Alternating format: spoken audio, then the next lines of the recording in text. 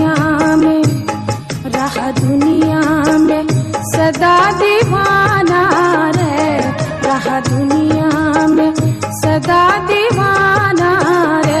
कृष्ण प्यारे को तुम नहीं जाना रे, जाना रे, जाना रे।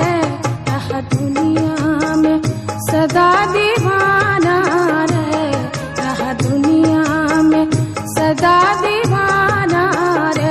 कृष्ण प्यारे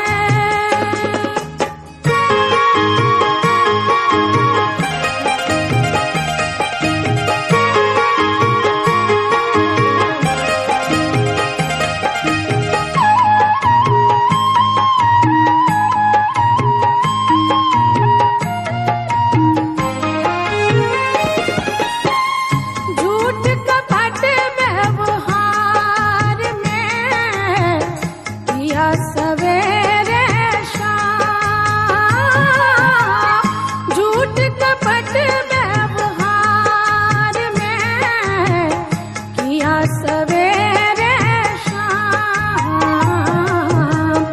एक बार भी कभी प्रेम से, एक बार भी कभी प्रेम से लिया न हरि का नाम रे। करते हैं हो अरे करते हैं लाखों बहाना रे। रहा दुनिया में सदा दीवाना रे, रहा दुनिया में सदा दीवाना रे।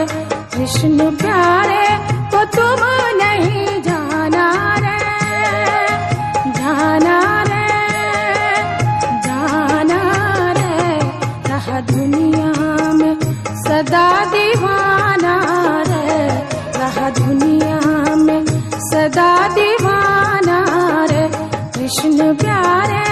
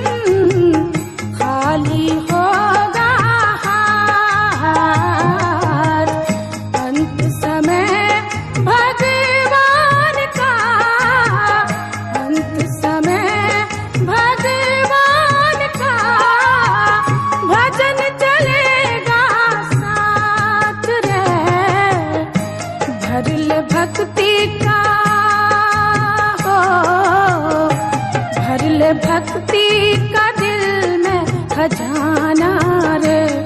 रहा दुनिया में सदा दीवाना रे, रहा दुनिया में सदा दीवाना रे।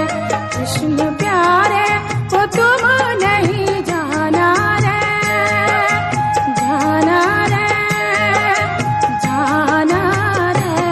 रहा दुनिया में सदा दीवाना रे, रहा दुनिया में सदा दीवाना रे। कृष्ण प्यारे, कृष्ण प्यारे, कृष्ण प्यारे।